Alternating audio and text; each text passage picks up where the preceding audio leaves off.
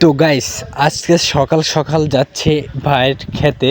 যেমন ওখানে অনেক কিছু লাগাইছে ভাই, কলা গাছ লাগাইছে, তারপর ড্রাগন, তারপর হচ্ছে আপনার মরিচ গাছ, বেগুন গাছ, আরও অনেক ফল গাছ, সবজি গাছ, অনেক গাছই আছে। তো দেখেন আমার সাইডে কিন্তু অনেক, দেখছেন, অনেক কিছুই চাষ করছে। আমরা এখানে যাব না, আমরা পাহাড়ের ভিতরে যাইব। তো এখানে হচ্ছে দেখেন বড়ই গাছ আছে, গোল বড়ই, যে বড় বড় বড়ই হয়। দেখছেন আমার সাইডে অনেক বড়ই গাছ, কিন্তু এগুলা আসলে যে সময় বড়ই হয় ওই সময় বলে গাছে এত হওয়া দেয় পুরো গাছই বিয়ায় যায়। গাছ ছোটো ছোটো ডালপালা সব ভাঙা ভাঙা যায়, এত বড়ই হয়। তো আসলে এখানে কি বলবো, আপনারা যদি না দেখেন সরাসরি বুঝতে পারবেন না। আসলে জায়গাটা কিন্তু অনেক সুন্দর, বড়ই গাছগুলো কিন্তু আসলে দেখতে অনেক সুন্দর, যখন বড়ই হয় আরও সুন্দর দেখতে।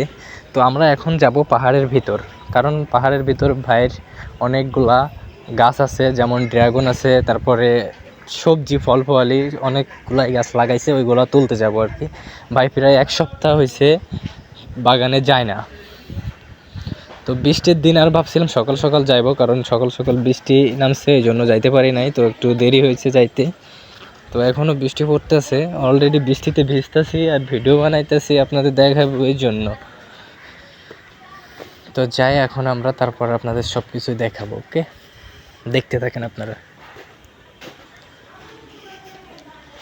তো আমার সাইডে ভেন্ডি গাছ দেখছেন, কতগুলো ধুন্দল গাছ, অভাব নাই।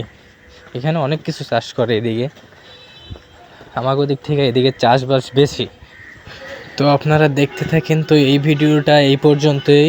তো পরবর্তী ভিডিওতেই আপনাদের সম্পূর্ণ দেখাবো যে আমরা কি কি তুলতেছি, কি কি